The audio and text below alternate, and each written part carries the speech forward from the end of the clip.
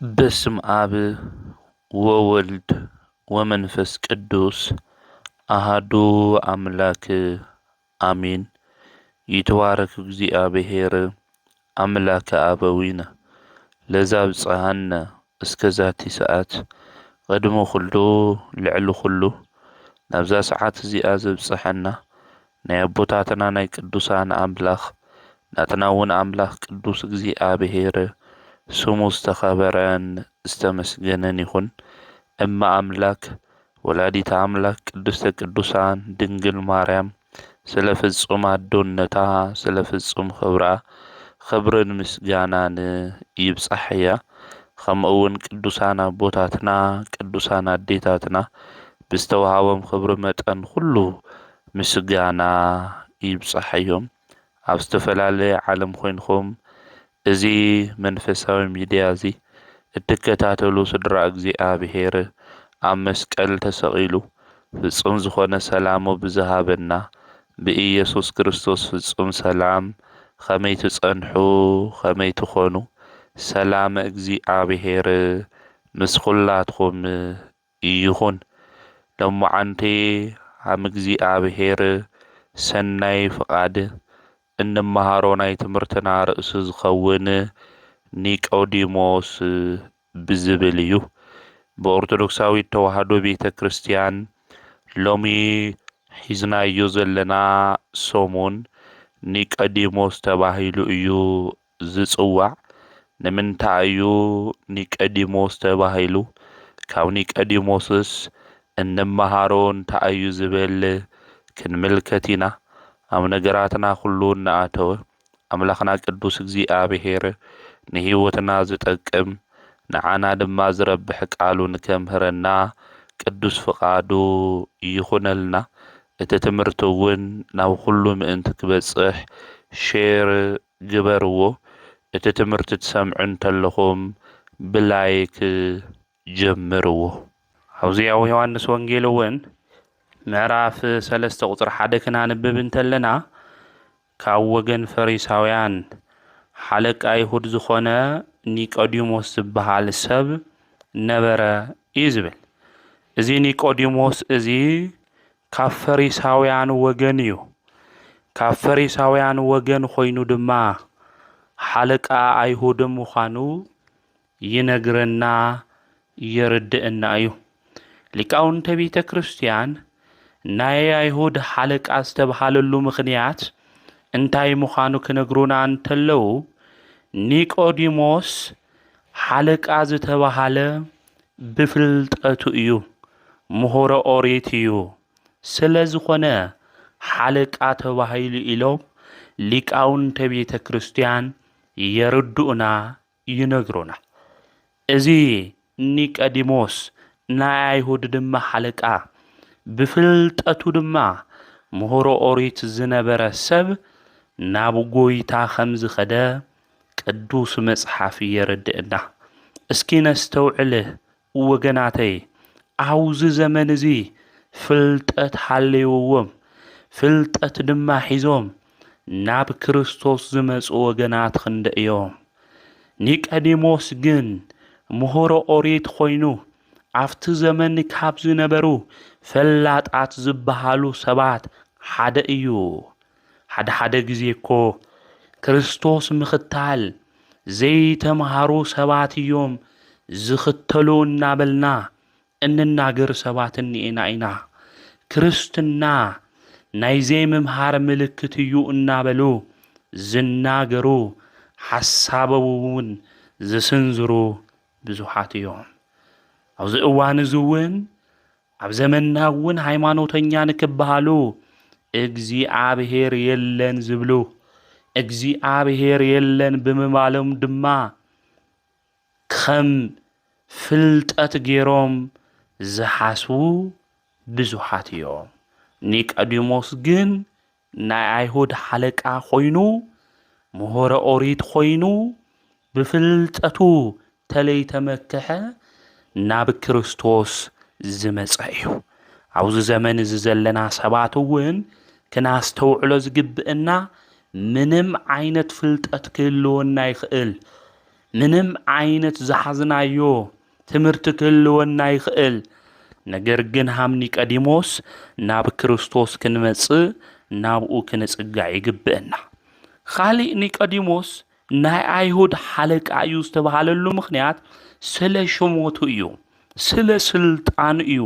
ኒቆዲሞስ ኣብ ልዕሊ አይሁድ ዝተሾመ ሓለቆም እዩ በዓል ስልጣን እዩ ኒቆዲሞስ በዓል ስልጣን ኮይኑ ግን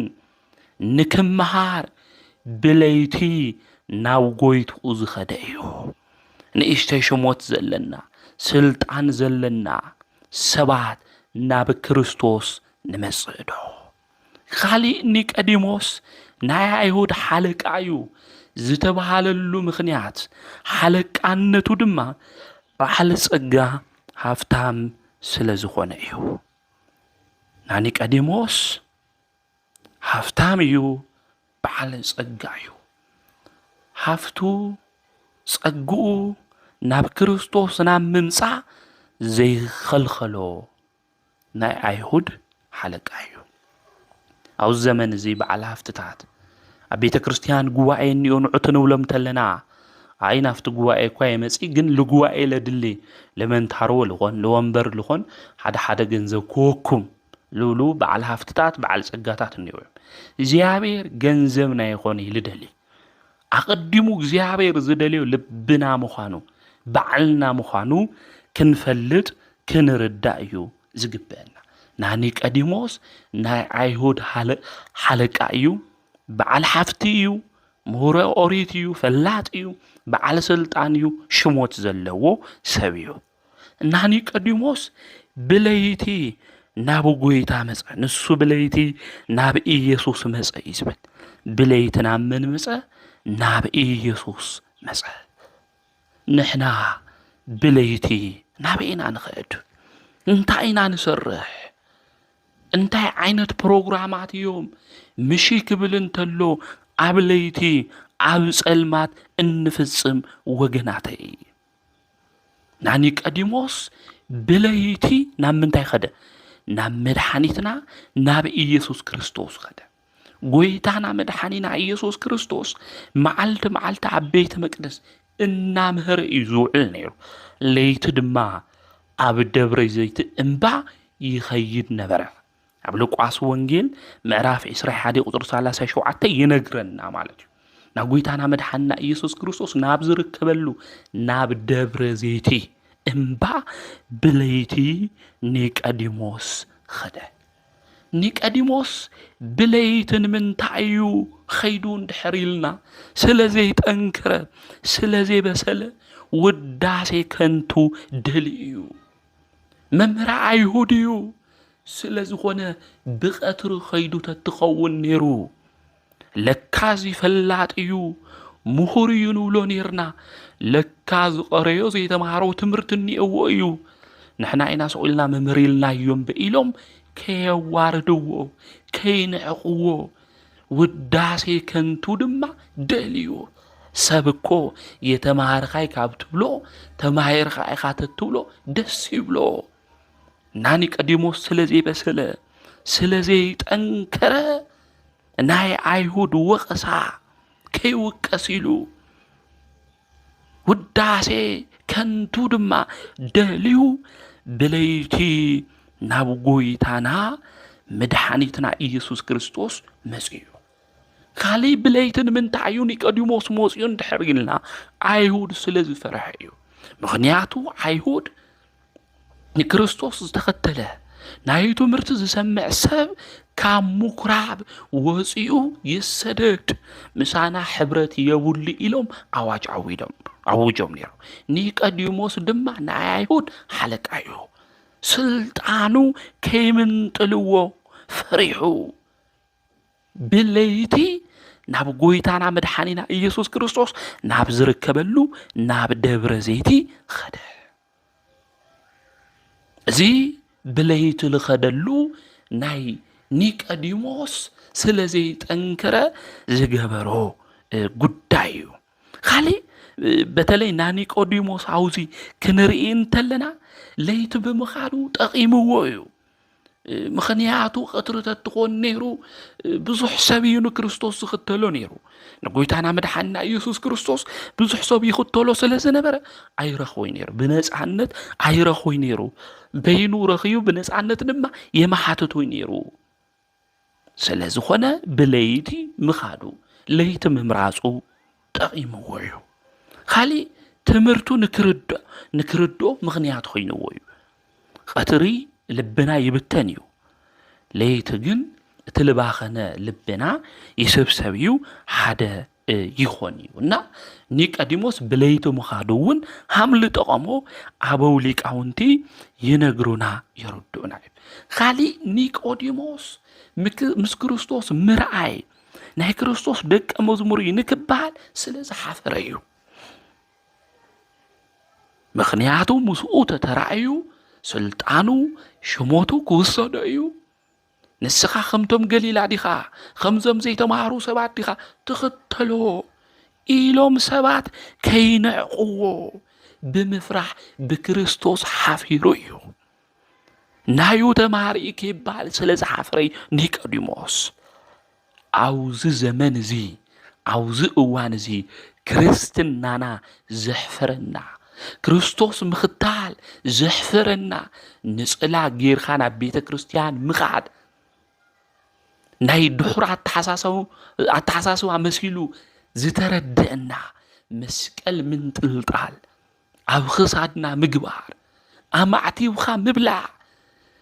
ናይ ዘይ ምስልጣን ምልክት እዩ ኢልና ዝሓሰብና ሰባት እኮ ብዙሓት ኢና ነዚ ኢና እኮ ለቤተ ክርስቲያን ክንኸድ እንተለና ነፀላና ፖርሳና ኣቲና ንኸድ ትነፀላ ለቢስና እዮ እኮ ይንኸዲ ስለናሓፍር ክርስቲያን እዮም ከይንበሃል ሃይማኖተኛ እዮም ከይንበሃል እናሓፍር አውዝ ዘመን እዚ እኮ ብዙሓት ኢና ንክርስቶስ ብምኽታልና እናሓፍር እሱ ባባና ዘይሓፈረስ ንሕና ከመኢልና ብኡ ክንሓፍር ንኽእል ወገናተይ እና ክነስተውዕል እዩ ዝግብአና ናኒቆዲሞስ ናዩ ተማሃራ እዩ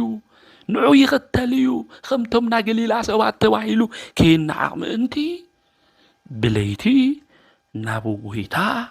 ኸደ ኒቆዲሞስ ብዞም ምኽንያታት እዚኦም ብለይቲ ናብ ጎይትኡ ከምዝ ኸደ ናይ ቤተ ክርስቲያን ሊቃውንቲ የርድኡና ካሊእ ብለይቲ መፀ ክብል እንተሎ ሚስጥራዊ ትርጉሙ ቅድሚ ምእማኑ ብዘይ ምእማን ጸልማት እናሃለወ ብርሃን ናብ ዝኾነ ክርስቶስ መፀ ብዘይ ምእማን መንፈስ እዩ ነይሩ ስለ ዝኾነ ኣብ ጸልማት ብዘይ ምእማን መንገዲ ኮይኑ ብርሃን ናብ ዝኾነ ናብ ክርስቶስ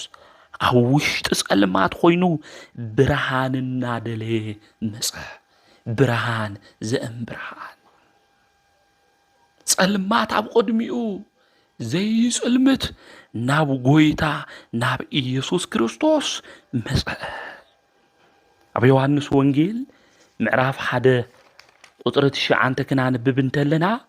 ናይ እግዚአብሔር ቃል ከምዚ ይዝብል ስለ ኢየሱስ ክርስቶስ ብርሃንነት ክናገር እንተሎ እቲ ንኹሉ ሰብ ዘብርህ ናይ ብሓቂ ብርሃን ግና እቲ ናብ ዓለም ዝመፀ እዩ እቲ ናብ ዓለም ዝመፀ ዘብርህ ብርሃን ሓቀኛ ብርሃን ኣማናዊ ዝኾነ ብርሃን ንሱ እዩ እናበለ ወንጌላዊ ቅዱስ ዮሐንስ ስለ ናይ ክርስቶስ ብርሃንነት ክምስክር እንተሎ ንምልከት ኢና ብርሃን ጽድቂ መፀ ብሓጢአት ጸልማት ንዝነበርና ንክብርህልና ብርሃን ሕይወት መፀ ብሞት ጸልማት ንዝነበርና ንክብርህልና ብርሃን ትንሣኤ ተገለጸ ኣብ መቃብር ጽልመት ተታሒዝና ዝነበርና ካብ ጸልማት ንከውፅአና ብርሃን ነፃነት ተገለጸ ኣብ ባርነት ጽልመት ንዝነበርና ነፃ ከውፅአና ካብ ዲያብሎስ ኣገዛዝኣ ናይ ጸልማት መንደር ነፃ ከውፅአና ክርስቶስ ኣማናዊ ብርሃን ናብዚ ዓለም እዚ ተገለጸ እና ኒቆዲሞስ ብዘይ ምእማን ጸልማት እናሃለወ ብርሃን ናብ ዝኾነ ክርስቶስ ንኡ ክደሊ ድማ መጽአ እና ኒቆዲሞስ ብለይቲ መጽኡ ክንብል እንተለና እቲ ሓደ ምስጢራዊ ትርጉሙ እዚ ምዃኑ ምፍላጥ ምርዳእ ኣድላይ እዩ ካሊእ ለይቲ ጸልማት እዩ ከምቲ ለይቲ ጸልማት ዝኾነ ህይወትና ኩሉ ጽልምትምት ዝበለና እንሕዞ እንጭብጦ እንታይ ምዃኑ ዝጠፍአና ዙርያና ሁሉ ገደል ዝመስልና ናይ ጸልማት መጋረጃ ጥራሕ እንምልከት ሰባት ነገር ሁሉ ጽልምትምት ክብለና እንተሎ ከም ኒቆዲሞስ ብለይቲ ናብ ክርስቶስ ዝመጸ ንሕና እውን ብህይወትና ዝጸልሙቱ ነገራት ክንምልከት እንተለና ዘፍሩሕና ነገራት ክንርኢ እንተለና ናብ ኻሊእ ካብ ምኻድ ናብ ክርስቶስ ብርሃን ናብ ዝኾነ ጎይታ ክንመጽእ ይግበና ምኽንያቱ ኣብ እግዚአብሔር ኣብ ክርስቶስ ጸልማት ዝበሃል ነገር ከምዚ የለ ክንፈልጥ ይግበን እስመ ጸልመትኒ እይጸልም ባሃቤከ ትጸልማት ኣብ ቅድሚኡ ጸልማት ይኾነ ዝጸልምት ነገር ኣብ ቅድሚ እግዚአብሔር ሓምለ የለ ምፍላጥ ምርዳእ ይግበአና ማለት እዩ እና ኒቆዲሞስ ብለይቲ ናብ ጎይታ መጸ ዝብል ብዞም መንገዲ እዚኦም ያ ቤተ ክርስቲያን ተርጉማ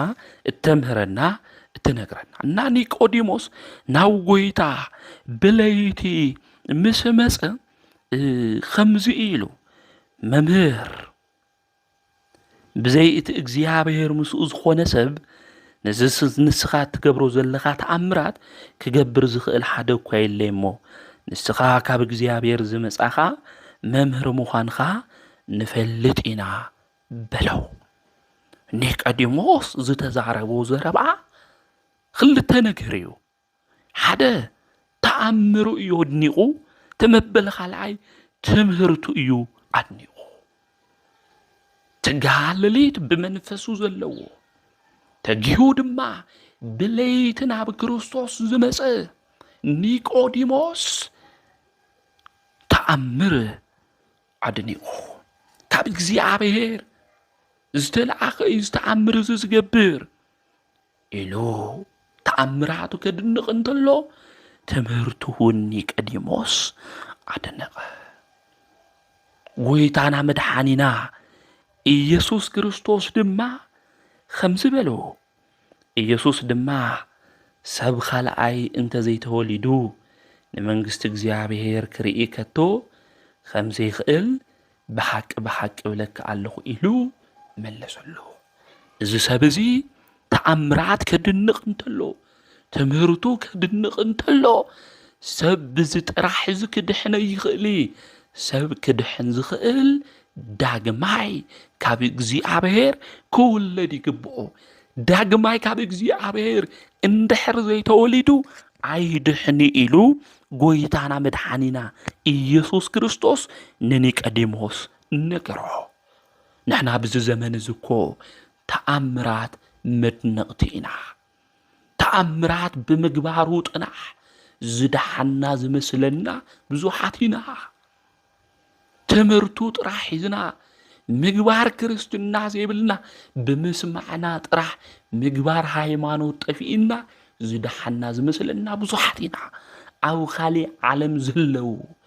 ብምንፍቅና ዓለም ዘለው ብተሃዱሳዊ መንፈስ ዘለው ሰባት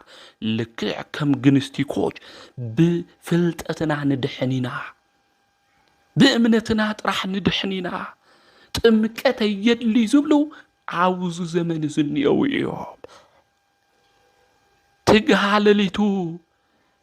መንፈስ ትህትንኡ ክርስቶስ ተመልኪቱ ንኒቆዲሞስ ግን ብተኣምር ጥራሕ ብትምህርቲ ጥራሕ ኣይድሓኒ ስለዚ ንስኻ ይኣመንኻን ክትኣምን ይግብእካ ክትጥመቕ ይግብእካ ዳግም እውን ክትውለድ ይግብእካ ኢሉ ነገሮ ኒቆዲሞስ ክርድኦ ኣይከኣለይ እንታይ ከም ዝብል ዘሎ የተረድኦይ ከምዚ ኢሉ እውን ተናገረ ሰብኸ ምስ ዓበየ ኸመይሉ ካልኣይ ክውለድ ይኽእል መሊሱ ናብ ማህፀን እንኡ ኣትዩ ክውለድ ዶ ይኽእል እዩ በሎ ኢየሱስ ድማ ከምዚ ኢሉ መለሰ ብሓቂ ብሓቂ ብለካ ኣለኹ ሰብ ካብ ማይን ካብ መንፈስን እንተዘይተወሊዱ ናብ መንግስቲ እግዚአብሔር ከኣቱ ዝኽእል ከቶ የለን እቲ ካብ ስጋ ዝተወለደ ስጋ እዩ እቲ ካብ መንፈስ ዝተወለደ ከዓ መንፈስ እዩ ካልኣይ ክትውለድ ኣለኩም ስለ ዝበልኹኻ ኣይትገረም ነፋስ ናብ ዝደለዮ ይነፍስ ድምፁ ከዓ ትሰምዕ ካበይ ከም ዝመፀ ናበይ እውን ከም ዝኸድ ግን ኣይትፈልጥን ኢኻ ኩሉ እቲ ካብ መንፈስ ዝውለድ ድማ ከምኡ ኢሉ መለሰሎ ኒቆዲሞስ ብለይቲ ናብ ጎይታ መፅዩ ሚስጥረ ጥምቀት ድማ ጎይታ ኣምሮ ብስጋ ዝተወለደ ስጋ እዩ ነዚ ዓለም እዚኣ ንክትርኢ ግን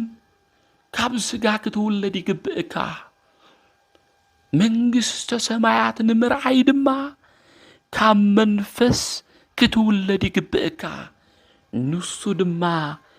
ብማይን ብምንታይን በሉ ብማይ ክትጥምቕ ከም ዝግብኦ ካብ መንፈስ ድማ ክውለድ ከም ዝግብኦ ጎይታ ነገሮ ኣረድኦ ካብዚ ካብ ዝሞት ፈራሲ ካብ ዝብስብስ ስጋ ዝተወለደ ይመውት ይፈርስ ይብስብስ ካብ ሕያው መንፈስ ቅዱስ ሕያው ኮይኑ ዝተወለደ ግን ንዘለዓለም ይነብር ኢሉ ጎይታ ስለ ዳግም ልደት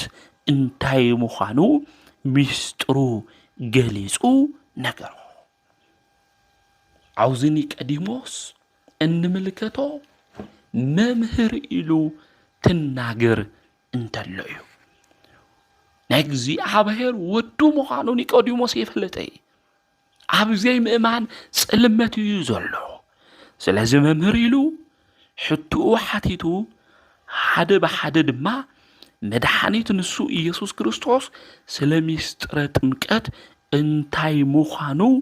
ገለጸሉ ነገሮ ካብ መንፈስ ዝውለድ መንፈስ እዩ ረቂቕ ዝኾነ ልደት ምዃኑ ካብ መንፈስ ቅዱስ እንውለዶ ልደት ድማ ነገሮ እቲ ዘጥምቐና ካህን እኮ ንሪኦ ኢና እቲ ንጥመቐሉ ማይ እኮ ንምልከቶ ኢና ነገር ግን ብዝረአይ ኣገልግሎት ዘይራይ ጸጋ መንፈስ ቅዱስ ድማ ይሓድረና ብምንታይ ብሚስጥረ ጥምቀት ነዚ እዩ ሚስጥር ኢልና እውን ሚስጥረ ጥምቀት እንጽውዖ ነዚ እዩ በእምነት እውን እንቕበሎ ነዚ እዩ እምበይ በዓይነ ስጋ እንሪኦ ይኾነ እቲ ካብ እግዚአብሔር እንውለዶ ልደት ማለት እዩ በጥምቀት ሚስጥር ዝተባሃለሉ ነዚ ምዃኑ መፍላጥ ምርዳእ እውን ኣድላይ እና በመንፈስ ዝተወለደ መንፈስ እዩ ነዚ ኣምኑ እምበር ነዚ ኣምኑ ስለዚ ይበሃው እውን ቤተ ክርስቲያን ሚስጥረ ጥምቀት ሚስጥር ምዃኑ ተምህረና ትነግረና እና ክርስቶስ ዘይርድኦ ይትብል ተሎ ንፋስ ኣይራእይ ኢሉ ካበይ ኣብ ልመፀ ይፍለጥ ኸዚ ንፋስ ኣይራእይ ኣይጭበጥ ደሰሲ ንፋስ ብዙሕ ኢና ንፈልጦ ኣቦራ እንታቡን እንተሎ ኣዋም ድማ ተወዛውዝ ተሎ ማዕበል እንተናውፅ እንተሎ ንፈልጦ መንፈስ ቅዱስ እውን ረቂቕ እዩ ስርሑ ክሰርሕ እንተሎ ናብ ዝደለዮ ድማ ክሓድር እንተሎ ና መንፈስ ቅዱስ እንፈልጦ ብጸጋ ብረድኤት ክሓድር እንተሎ ኣብተ ሙሴ ብኢያሱ ኣብተ ኤልያስ ብኤልሳ ክሓድር ተሎ ሃመይ ምዃኑ በዓይነ ስጋ ይንሪኦ ግን ትጸጋ ሓዲሩ እዩ ልክዕ መንፈስ ቅዱስ ሃምዚ ምዃኑ ምፍላጥ ምርዳእ ኣድላይ ካብ መንፈስ ቅዱስ እውን ንውለዶ ልደት እንታይ ምዃኑ ብሰፊሑ ተንቲኑ ነጊርዎ ኣረድዩ እና ኒቆዲሞስ ናይ ሚስጥር ደቀ መዝሙር ኾነ ናይ ጎይታና መድኃኒና ኢየሱስ ክርስቶስ ናይ ሚስጥር እንታይ ኾነ ደቀ መዝሙር ኾነ ናይ ሚስጥር ደቀ መዝሙር ኾይኑ ክርስቶስ ዘምህሮ ትምህርቲ ድማ እንታይ ምዃኑ ኣብ ልቡ ኣቐመጠ። ከዚ ኒቆዲሞስ ክርስቶስ ኣምላኽ ይኾነ እንተኢሎሞ ኣይቀበሎምን። ምኽንያቱ ኢየሱስ ክርስቶስ መን ምዃኑ ኒቆዲሞስ ፈሊጡ ተረዲኡ። ኣብዚ ኣብ ዮሐንስ ወንጌል ምዕራፍ 7 ካብ ቁጽሪ 34 ጀሚርና ክነንብብ እንተለና በተለይ ሓደ ታሪክ ነግኒ ኢና። አይሁድ በተለይ ፈሪሳውያን ኣብቲ ዘመን እሱ ንኢየሱስ ክርስቶስ እቶም ሓሽከሮም ኣሲሮም ንከምጽእዎም ኣዘዝዎም። እዞም ኣገልገልቲ ሓሽከር ድማ ክርስቶስ ናብ ዘምህረሉ ቦታ ኸዱ። ትምህርቱ ምስ ወድአ ድሓር ክንሕዙ ኢና። ኸዚ ትምህርቱ እስካብ ንውድእ ንጸበዮ በለው። ክርስቶስ ድማ ትምህርቱ ከምህር እንተሎ ንሳቶም ይሰምዑ ነበሩ። ትሰምዕ እንተለው ድማ ውሽጦም ማንነቶም ብሓጎስ ይሙላእ ነበረ፣ ብብርሃን ይሙላእ ነበረ። ናይ እግዚአብሔር ቃል እቲ ኣብ ውሽጥና ዘሎ ጸልማት ኣወጊዱ ብብርሃን ክመልእ ዝገብር እዩ። ናይ እግዚአብሔር ቃል ኣብ ውሽጥና ዘሎ ርኩሰት ኃጢአት ንቂሉ ደርብዩ ብጽድቅ ዝኾነ ነገር ኣብ ልቦናና ዝቕምጥ እዩ። ዝሰምዕዎ ዘለው ድማ ካብ ማንም ሰብ ይኾነ ካብ መድኃኒት ካብ ባዕሉ ካብ ኣምላኽ ዝኾነ ካብ ኢየሱስ ክርስቶስ እዩ። ቃሉ ትሰምዑ ተለው ድማ ደስ ይልዎም፣ ተሓጒሶም፣ ስርሖም ረሲዖም ትምህርቱ እናድነቁ ናብ ገዝኦም ኸዱ። እንታይ ተባሂሎም እዮም ግን ተኣዚዞም ነይሮም? ሒዝኹም ኣሲርኹም ኣምጽእዎም እዮም ኢሎም ፈሪሳውያን። ንሶም ግን ትምህርቲ ሰሚዖም ናብ ገዝኦም ኸዱ። ትኸድ እንተለው ላፍቶም ሊቃነ ካህናት በጽሑ።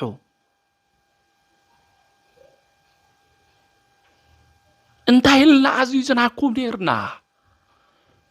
እንታይ ገይርኹም? ኣበይ ኣሎ ክርስቶስ ኢየሱስ በልዎ።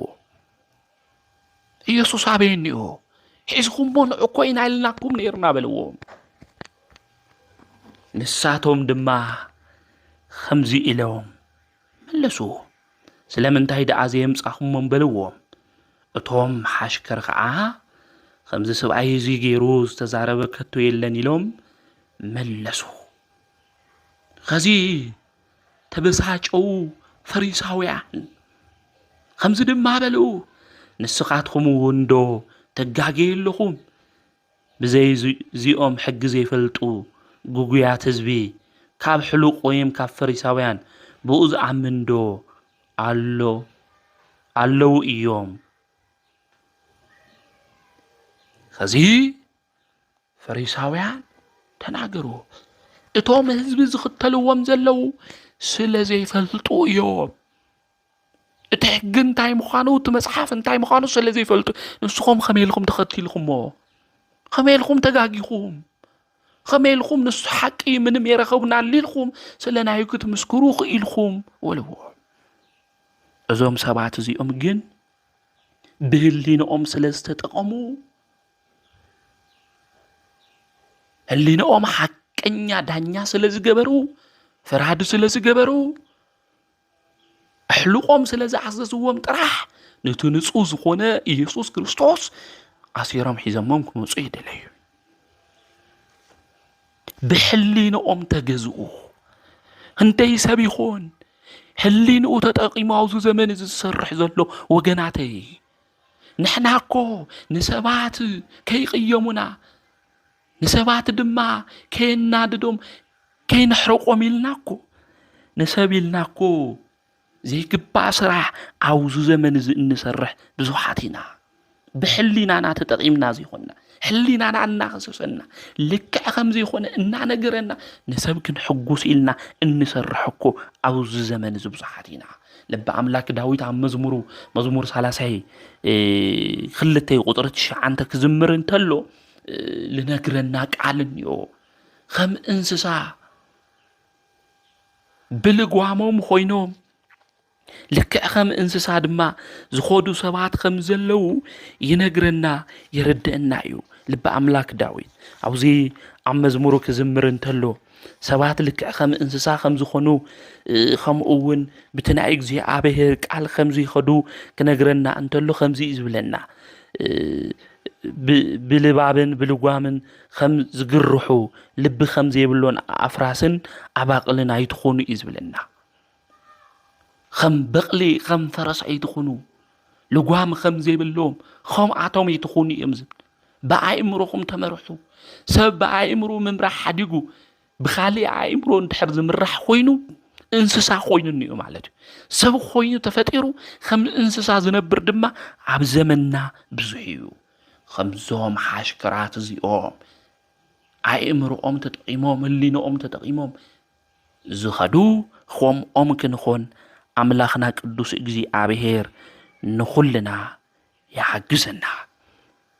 نافت زمن السوز نبرو فريساويان تنعددو خميل خمسهم تقاقيو لك عكوزي يولوهم حدا جزيكو سلا هايمانوتنا تنناقر انتلنا تهايمانوت زي لهم حاسيروم سلنا أمنو هايمانوت ممرح زهونا حلوق سبسلطانا تكون نيوكو زيوكم كتقبرو تقبأكم تهايمانوت زيو أرثوذكساوي تزيا تابيت كريستيان تبل زيايا عاب زي بوتوهم طولق إلهم آتيهم سلا هايمانوت ممرحكونا زدولي سبات كوبزو حاتيهم زوم سبات زيوم عيبك أحلقنا أيوم عزيزومنا سلا زخونا عصيرنا كنوس دوينا يولي أو الزمن زكول من تايز نجر زت جبر لها تتوهيلكو ولا جيجا لخون نجر أي حلق أي تأساس كفز مني جيجا نخون النافلة أكوي أي أمرونا يجزء النمبر خميلنا خم إنسسا جور والتوهلنا كل نجر كن جبر نغال نامستو عليه دليو أو الزمن زون لك خم فريساويان زت جورنيكم زت صرحنيكم زجيجا أيو نهايمانوس مسفرتكو يفلتوي عيمان نبي كريستيان تعيم يفلطوي دوغما تعيو قنونا تعيو توفيت تعيو يفلط ግን እሳቶም ብልምቾምና ብልጥዕሞ መንገድ ጥራሕ خدولولنا ሰባት እኮ ዘመን ዝንየው ልክ አማ ይሁድ ማለት እዩ አምዘም ፈሪሳውያን ዞም ሰባት እዚኦም ግን ዞም ሓሽኩር እዚኦም ግን ቃሉ ስለልሰምዑ አይ ምንም በደል ይረኸውናል ሒዝና የውን አይ መጻና ይወሉ አውዝ ሰዓት እዚ ኒቆዲሞስ مسقوم نبره حلق أيهود فريساوي نيقوديموس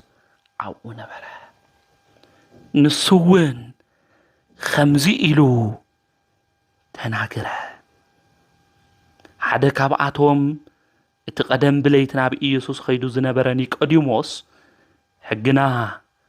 نسابق قدم انتي سمعنا يو إيو اتزقورو انتي فلتنا دو يفرد إيو بلهم نحن حقنا كي سمعنا كي فلتنا كنفرد يقبئنا ديو سلازي انتاي خمز قبير انتاي خمز مهر كنسوم يقبئنا يلو حق تقيسو أو أوريت زداقم معراف حدا زتحاف حقوم تقيسو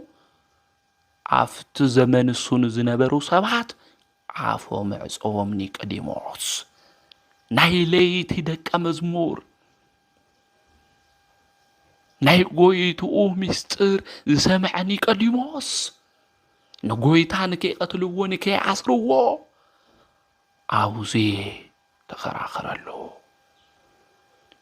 كلهم تعمسون تلو بدلني أيو كبلون تلو نيقوديموس بينو خوينو ስለጎይቱ መስከረ ሕጊ ጠቂሱ ካብ ምግራፍ ካብ መቕታል ካብ ምትሓዝ ንክርስቶስ ኢየሱስ ኣድሕኖ ንሱ ልክዕ ኣይኮነን ዘምህሮ ልክዕ ኣይኮነን ዝኽተልዎ ሰባት እውን ስለ ዘይፈለጡ እዮም ክብሉ እንተለው ከግሩምሩሙ እንተለው ኒቆዲሞስ ግን ተዛረበ ወገናተይ አውዝ ዘመን እዚ ቤተ ክርስቲያን እንትጽረፍ እንተላ ሱቅ ዝበልና የለና እንዶ ሱቅ አራ ሓደ ኢናስ ምስኦም ተደሪብና ኢና ስለ ኦርቶዶክሳዊ ተዋህዶ ቤተ ክርስቲያን እናናሽው ስለ ክርስትና እምነትና ዘይግባእ ቃላት ድማ እንናገር ብዙሓት ኢና ክርስቶስ አምላክ ይኾነን ክብር ምስጋና ንዑ ይኹን እሞ ሰብይ ክበሃል እንተሎ እወይልና እናጫፍር ምስዓቶም ድማ እናሓብር ብዙሓት ኢና ስለ ሃይማኖትና ተኸራኺርና ክንረትዖም እኳ ተለይከኣልና ኣይ ልክዕ ይኾንኹም ኦርቶዶክስ ተዋህዶ ቤተ ክርስቲያን ከምዚ እያ ክርስቶስ እውን ከምዚ እዩ ኢልና ክንናገር ክንምስክር ይግበአና ኒቆዲሞስ እኮ በይኑ እዩ ስለ ሓቂ ግን ተናጊሮ ሕጊ ጠቂሱ ተናገሮ ንሕና እውን እቲ ሓቂ ዝኾነ እቲ ትኽክለኛ ዝኾነ ነገር ክንናገር ይግበአና እምበር ምስ ዓመፀኛታት ሓቢርና ናይ ዓመፅ ቃል እናተናገርና ንቤተ ክርስቲያንና ንኦርቶዶክስ ተዋህዶ ቤተ ክርስቲያን ዝጎድእ ነገር ክንፍጽም ክንገብር ኣይግበአና እና ኒቆዲሞስ ቶም ሰባት እሶም ኣብቲ ዘመን ነበሩ ሰባት ስለ ክርስቶስ ዝኾነ ነገር ክብል እንተለው ንስማዓዮ እንታይ ከም ዝገብር ንርአዮ ሕግና ከምዚ እዩ ዝብል ኢሉ ተኸራኽረ ተናገረ ንሕና እውን ስለ ቤተ ክርስቲያንና ደጉማና ቅኑና እዚ እዩ ክበሃል እንተሎ ለይልክዕ ቃላት ክንገር እንተሎ አይ ኦርቶዶክስ ተዋህዶ እምነት ቤተ ክርስቲያን እዚ እያ ትብል ኢልና ስለ ተዋህዶ ቤተ ክርስቲያን ጥብቅና እንቆም ክንኾን ይግበአና አይ ሰባት ብሕብረት ኮይኖም ስለላዓደሙ ልክዕ ይኾነይ ድማ ስለ ዝበሉ እወ ልክዕ ይኾነን ኢልና ሃይማኖትና ረሲዕና ልኸብድና ተገዚእና ሓቂ ሓሊፍና እያ እንድሕር ኸይድና ግን ክርስትናና ምንታይ ሃምል ተመስረተ እምነትና ምንታይ ሃምለሎ ውሽጥና ክንፍትሾ ይግበአና እና ኒቆዲሞስ እቲ ዝተምሃሮ ብለይቲ ትምህርቲ ብለይቲ ዝተምሃሮ ዝፈለጦ ብቐትሪ ድማ ንክምስክር አይ ዝኮ ከምዚ እዩ ንክብል ገይረው እዩ ንሕና እውን እንምሃሮ ትምህርቲ ብምግባር እንገልጾ ክኾን እዩ ዝግባእ ነዚ እዩ ቅዱስ ጳውሎስ በተለይ ፊልጵስዩስ መልእክቲ ምዕራፍ 1 ቁጥሪ 24 ንክርስቶስ ወንጌል ከም ዝግባእ ንበሩ ኢሉ ዝነግረን ንክርስቶስ ወንጌል ከም ዝግባእ ንበሩ ከም ዝበለ ንሕና እውን ክንነብሮ ክንኾነ ዝግበአና ህይወትና መንገድና ዝኮን እዩ ልግብኦ ለሓቂ ክርስቶስ ወንጌል ኢና ክንነብር ዝግበአና እና ኩሎም ኣብቲ ዘመን እሱ ዝነበሩ ሰባት ጉባኤኦም ሸንጎኦም እንታይ ኮይኑ ተበቲኑ ማለት እዩ ኒቆዲሞስ ብል ተናገሮ ንግግር ጉባኤኦም እንታይ ኮይኑ ተበቲኑ በተለይ ኣብቲ ዘመን እሱ ዝነበሩ ሰባት ዝተናገርዎ ቃል ከምዚ እዩ ወንጌል ዮሐንስ ምዕራፍ 7 ቁጥሪ 52 ንሳቶም ከዓ ንስኻ ወንዶ ካብ ገሊላ ኢኻ መጽሓፍ መርምር እሞ ካብ ገሊላ ነቢይ ከም ዘይትንስእ ክትርኢ ኢኻ ኢሎም መለሱሉ ኩሎም ድማ ናብ ገዝኦም ኸዱ ኢሉ እና ንስኻ እውን ከም ገሊላ ኮይንካ ዲኻ ከምቶም ዘይፈልጡ ኮይንካ ዲኻ መጽሓፍ ዝብሎ ዝናገሮ አንብብ ኢሎሞ ናብ ገዝኦም ድማ ተበቲኖም ኮይዶም እና ኒቆዲሞስ ቢያንስ ኣብቲ ግዜ እሱ ዝነበረ ጉባኤ ተማኺሮም ንክርስቶስ ንክሕዝዎ ንክቀትልዎ ኢሎም ሓሲቦም ዝነበሩ ምኽሮም ተበታቲኑ ላብ ገዝኦም ክኸዱ ገይርዎም እዩ ንሕና እውን ስለ ኦርቶዶክስ ተዋህዶ ቤተክርስትያን እዚ ልክዕ ይኾነ ትብል ተሎ ትነቐፉ ተለው ልክዕ ዘይኮነ ትናገር ተለው ክንምስክር ክንናገር እዩ ዝግብአና ካሊእ ስለ ኒቆዲሞስ ክንምልከት ክንርኢ እንተለና ኒቆዲሞስ ጎይታና መድሓኒና ኢየሱስ ክርስቶስ ኣብ መስቀል ተሰቂሉ ናብ መቃብር ወሪዱ ድማ ንክቅበር ካብ ዝገበሩ ሓደ ኒቆዲሞስ እዩ በተለይ ደቀ መዛሙርቱ ሓዲጎሞ ተብተኑ እንተለዉ ኣብ ማቴዎስ ወንጌል ምዕራፍ 26 ነንብብ ኢና ኩሎም ትብተን እንተለዉ ብርሃን እውን ፀሓይ መሃብ ትኽልኽል እንተላ ብርሃና ኩሉ ትብተን እንተሎ መሬት ትጽልምት እንተሎ ኒቆዲሞስ ኣብ ቀራንዮ ተረኺቡ እዩ ኩሉ ፈሪሑ ናንብ ገዝኡ ናብ ልኾዶ ቦታ ኩሉ ትኸድ እንተሎ ኒቆዲሞስ ግን ኣብ ቀራንዮ ተረኺቡ እዩ ኒቆዲሞስ ናይ አይሁድ ሓለቃ እዩ ስልጣነ የበለይ ምክንያቱ ተሰቂሉ መከራ ተቀቢሉ ኣብ መስቀል ዘሎ ለሞተ ጎይቱኡ እዩ ፍጹም ዝኾነ ፍቅሪ ድማ ኣለዎ ኒቆዲሞስ ስለዝኾነ ኣብ ቀራንዮ ተረኺቡ እዩ ፍጹም ፍቅሪ ፍርሓት ኣውፅኣ ከምቲ ድብሪ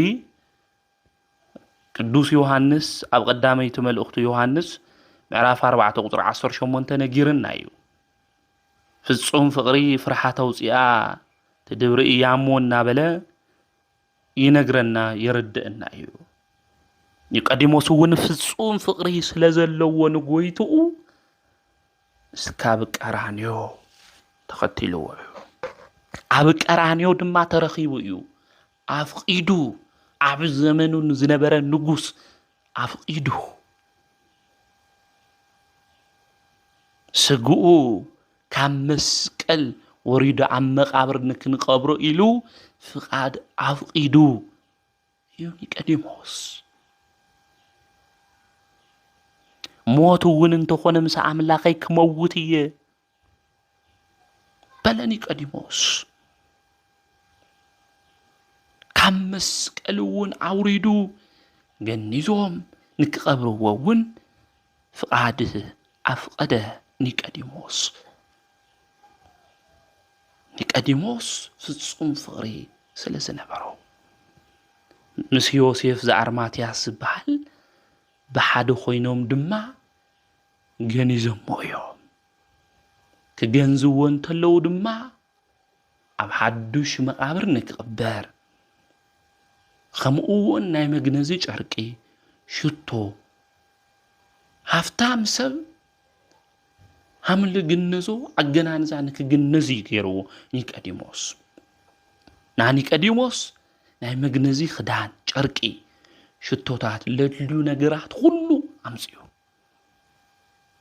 ሃፍቱ ተጠቂምሉ ማለት እዩ ሃፍቱ ተጠቂምሉ ኣብ ኪዳን ኩልሻ ቅዱስ እግዚአብሔር ቅዱስ ኃያል ቅዱስ ያው ዘኢይመውት እናብል እንነግሞ ብዜማም ብድጋምም የመጀመሪያ ጊዜ ኒቆዲሞስና ዮሴፍ ዘአርማትያስ እዮም ኢሎሞ ና ቅዱስ ኒቆዲሞስ ጎይታ ዝገነሰ ኣብ ሓድሽ መቃብር እውን ክቅበር ዝገበረ ምዃኑ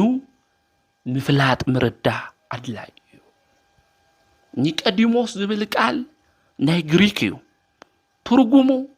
ዓወት ህዝቢ ማለት እዩ ዓወት ህዝቢ ማለት እዩ ና እዚ ኒቆዲሞስ ዝተባሃለ ሰብ ህይወቱ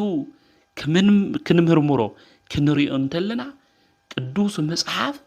ዝነግረና ዘረድአና እዚ እዩ ኒቆዲሞስ ታሪኩ ኣብ ዮሐንስ ወንጌል ጥራሒና ንረኽቦ ና ኒቆዲሞስ ታሪክ ከምዚ ክንብል እንተለና ግን ኒቆዲሞስ ኣብ መጽሓፍ ኣብ ዮሐንስ ወንጌል ጥራሕና ንረኽቦ ንበል እምበር ቤተ ክርስቲያንና ከተምህረና ተላ በብዙሕ ምሳሌ ኒቆዲሞስ ንረኽቦ ኢና። ለኣብነት ንሕና ናብ ቤተ ክርስቲያን ትንኸድ እንተለና ኣማዕቲብና ትንሳለም እንተለና ላብ መሬት ኢና ንሰግድ ሰጊድና ትንሳለም እንተለና ናይ ጎይታና መድሓና ኢየሱስ መቃብሩ ንሓሰብና እዩ ክኾን ዝግብኦ እና መጀመርያ ትንሳለም እንተለና ላብ መሬት ተደፊእና ንሳለም ናብ ቤተ ክርስቲያን ትንኸድ ተለና ካብኡ ብየማንና ብጸጋም ኢና ንሳለም እዚ ናባዕሉ ዝኾነ ትምህርቲ እኒሄዎ እዩ ላብ መሬት ወዲቕና ምስላምና መቃብሩ ኢና ንዝከር ብየማንና ብጸጋም ትንሳለም ተለና ድማ ዝገነዝዎ ዮሴፍ ዘአርማትያስና ቅዱስ ኒቆዲሞስ እና ኒቆዲሞስ በብዙሕ ቦታ ንረኽቦ ኢና ማለት እዩ ኣብ ቅዳሴና እውን ንረኽቦ በብዙሕ ነገር ንረኽቦ ኢና ቤተ ክርስቲያን እውን ተምህረና ኣብ መጽሓፍ ግን ታሪኩ ዝተጻሕፈ ኣብ ዮሐንስ ወንጌል ምዃኑ ክንፈልጥ ክንርዳእ ይግብአና ኒቆዲሞስ ካብ ደብረ ዘይት እስካብ ቀራንዮ ዝተጓዓዘ እዩ እስካብ ቀራንዮ ዝተጓዓዘ እዩ ግን ካብ ኒቆዲሞስ እንታይ ኢና ንመሃር ናብ መወዳእታና ዝኾነ እዚ እዩ እንታይ ኢና ንመሃር ካብ ኒቆዲሞስ ካብ ኒቆዲሞስ እንመሃር ትሕትና እዩ ኒቆዲሞስ ናይ ኣይሁድ ሓለቃ እዩ ምሁረ ኦሪት እዩ በዓል ጸጋ ሃፍታም እዩ ሽሞት ዘለዎ እዩ ነገር ግን ብለይቲ ናብ ጎይቱ ክመሃር ዝኸደ እዩ ንሕና እኮ ንእሽተይ ፍልጠት እንድሕር ሃልዩና ትዕቢትና ብዙሕ እዩ ተማሂሩ ከምዘይ ተማሃረ ፈሊጡ ከምዘይ ፈለጠ ናብ ደብረ ዘይቲ ናብ ኢየሱስ ክመሃር ኒቆዲሞስ ብትሕትና መንፈስ ኸደ ኣብ ቀዳማይ ጴጥሮስ ምዕራፍ 5 ቁጥሪ 5 እግዚአብሔር ንዕቡያት ይቃወሞን ንትሑታት ጸጋ ይህቦም እዩ ዝብል ናግዚአብሔር ዝፈትዎ ዝተሰበረ ልቢ እዩ ስለ ዝኾነ ብህይወት ዘመንና ሁሉ ትሑታት ክንኾን ይግብአና ንእግዚአብሔር እቲ ዝበለጸ መስዋዕቲ ዝተሰበረ ልቢ ምዃኑ ልቢ ኣምላክ ዳዊት ኣብ መዝሙሩ ይነግረና ይርድእና እዩ ኣብ መዝሙሩ ዳዊት መዝሙር 51 ቁጽሪ 16 ናይ እግዚአብሔር ቃል ከምዚ ዝብል መስዋዕቲ እንተ ትፈትውስ መቅረብ ኩልካ ነይረ ዘቃጽል መስዋዕቲ እውን ኣይሕጉሰካን እዩ መስዋዕቲ እግዚአብሔር ዝተሰበረ መንፈስ እዩ እግዚአብሔር ንዝተሰበረን ንዝተዋረደን ልቢ ኣይንዕቕን እዩ ስለዚ ዝተሰበረ ልቢ እግዚአብሔር ዝፈትዎ እዩ ንሕና እውን ብህይወት ዘመንና ሁሉ ትሑታን ክንኾን ይግብአና ዕቡያን እንድሕር ኮይና እግዚአብሔር ንዕቡያት ይቃወሞም እዩ ንሕትሑታን ግን ጸጋ ይህቦም እዩ ተባሂሉ እዩ እሞ እግዚአብሔር ዝፈትዎ ትሑት ዝኾነ ዝተሰበረ ልቢ ክህልወና ይግባእ ወገናተይ ተማሂርና ክንኾን ንኽእል ኢና ፍልጠት ክህልወና ይኽእል እዩ ሃፋትም ንኾን ንኽእል ኢና ገዛ ክህልወና ይኽእል እዩ መኪናታት ክህልውና ይኽእሉ እዮም ሙሉእ ዝኾነ ነገር ክህልወና ይኽእል እዩ ግን ዝተሰበረ ልቢ ትሑት መንፈስ እንድሕር ዘይብልና ግን እግዚአብሔር ዘይፈትዎ መንገዲ ንኸድለና ምዃንና ክንፈልጥ ክንርዳእ ይግብአና እና ኒቆዲሞስ በዓል ጸጋ ኮይኑ ሃፍታም ኮይኑ ሽሙ ተባዓል ስልጣን ሃልይዎ ፈላጥ ኮይኑ ምሁሮ ኦሪት ትሑት መንፈስ ዝነበረ እዩ ናብ ኢየሱስ ብለይቲ ኸይዱ ዝማር ዝነበረ እዩ ናካብ ኒቆዲሞስ እቲ ሓደ እንመሃሮ ትሕትና ምዃኑ ምስተውዓለ የደሊ ተመበል ካልኣይ ብዝተዋሃቦ ስልጣን ፍርዲ ዘይጓደለ እዩ ኒቆዲሞስ ድኻ ዘይበደለ ፍርዲ ዘይጓደለ እዩ ስልጣኑ ብሕጊ ዝገደበ እዩ ንክርስቶስ ንክሕዝዎ ክብሉ እንተለዉ ኣብ ዮሐንስ ወንጌል ምዕራፍ 7 ዓንቶ ዝረኣናዮ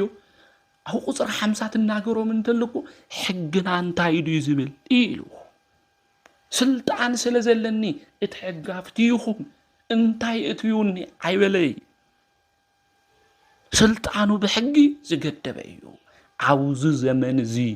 ሰባት እኮ ስልጣኖም ተጠቒሞም እቲ ሕጊ ረሲዖም ከም ድሌቶም ዝፍጽሙ ሰባት እኒአው እዮም ካብ ኒቆዲሞስ ግን ክመሃር ይግብኦም ስልጣኖም ብሕጊ ክግደብዎ ይግባእ ናብ ኒቆዲሞስ ብዝተዋሃቦ ስልጣን ፍርዲ ዘይጓደለ ድኻ ዘይበደለ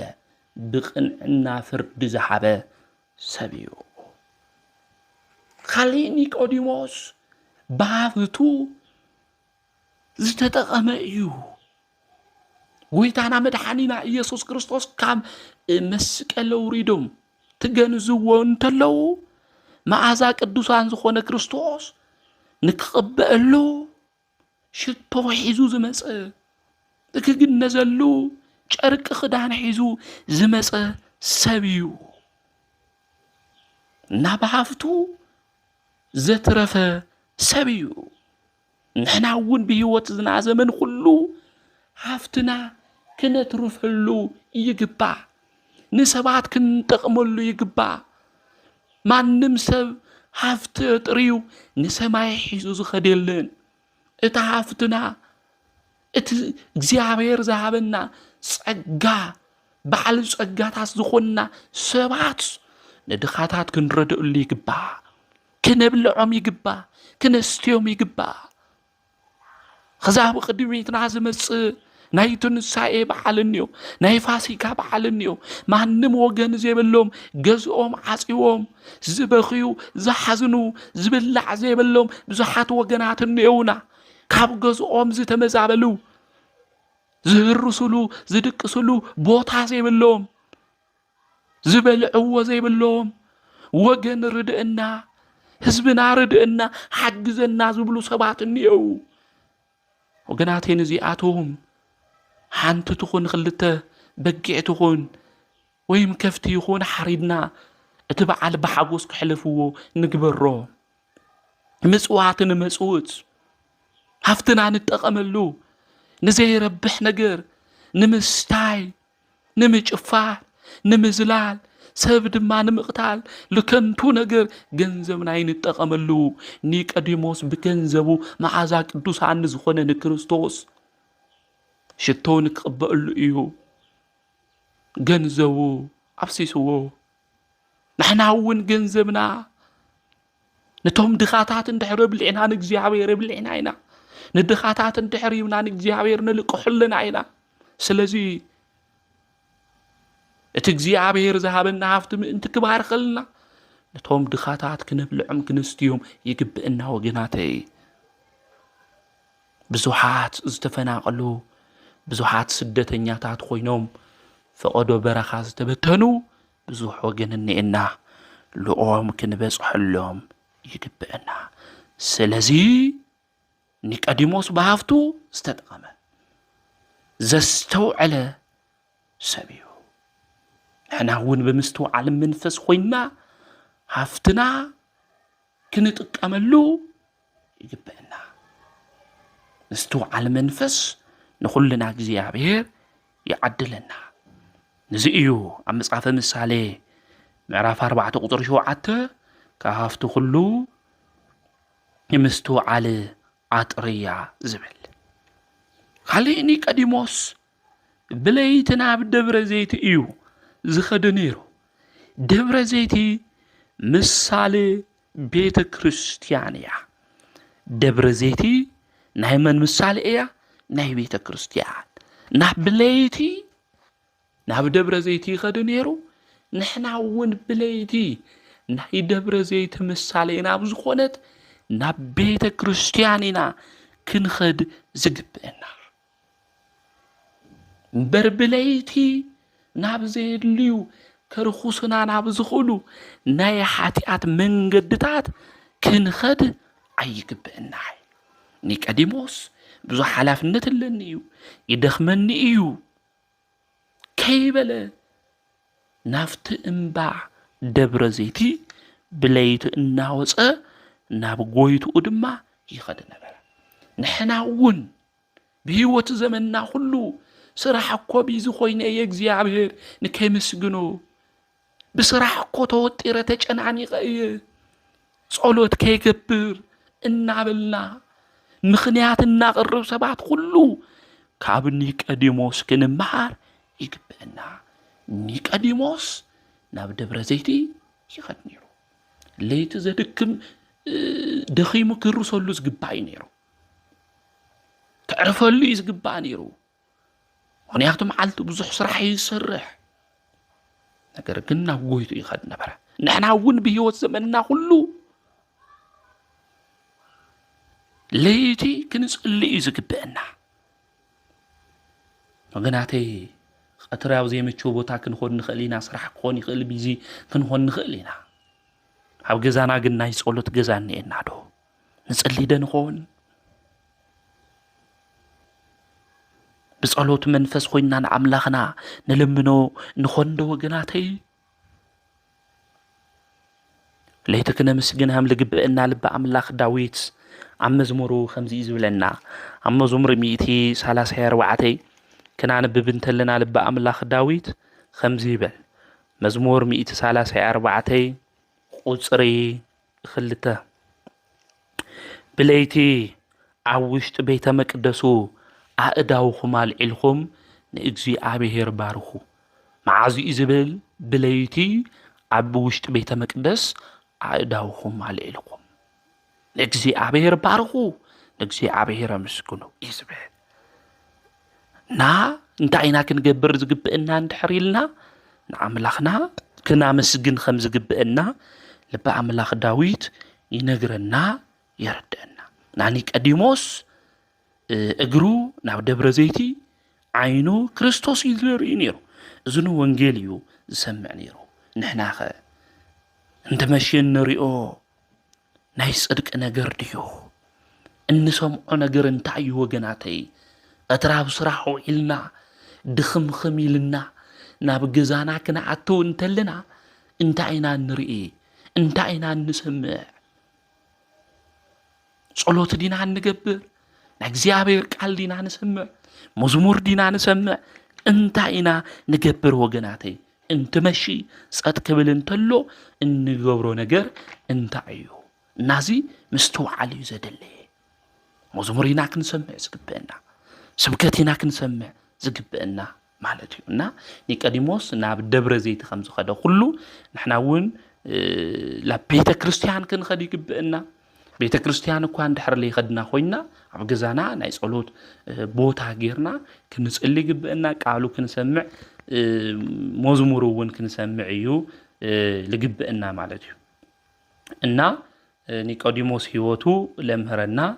እዚ ምዃኑ ሊቃውንተ ቤተ ክርስቲያን ብሰፊሑ ይነግሩና የርዱኡና እዮም ማለት እዩ እና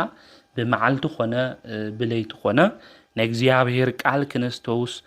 كنذكر خمس جبنا ون مصحفتنا ينغرونا يردونا يوم بتلاقي مصحف إياسو معرف حدا قدر شو منتون كنا نبب نتلنا بمعلتم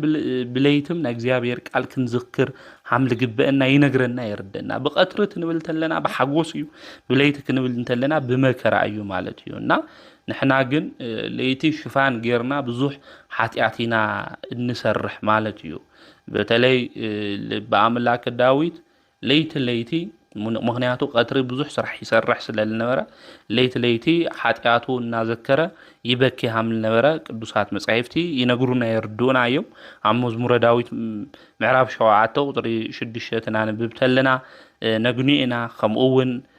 ኣብ መዝሙር 51 ቁጥሪ 1 ነግንዮ ኢና ከምኡ እውን ኣብ መዝሙር 119 ቁጥሪ 136 ነግንዮ ኢና ማለት እዩ እና ልበ ኣምላክ ዳዊት ኃጢአቱ እናዘከረ ልበደሎ ነገር ሁሉ እናዘከረ ብለይትን ኣምላክ ለእግዚአብሔር የምስግን ሀምል ነበረ ይነግረና የረደእና እዩሞ ንሕና እውን ለይትና ሁሉ ልተባረኸ ለይትና ሁሉ ቃሉን ንሰምዐሉ ንዝምረሉ ለይቲ እዩ ክኾን ልግባአና ካብ ኒቆዲሞስ ህይወቱ እንመሃሮ ዘረደእና ዝ እዩ ብልተመሃርናዮ ትምህርቲ ሁሉ ለህይወትና ልጠቅም ልረብሕ 30 60 100 ፍራፍሪና መንግስቱን ንወርስ ሽሙን ንጽውዕ ይግበረና አምላክና ቅዱስ እግዚአብሔር ወስብሐት ለእግዚአብሔር ወወላዲቱ ድንግል ወለመስቀሉ ክቡር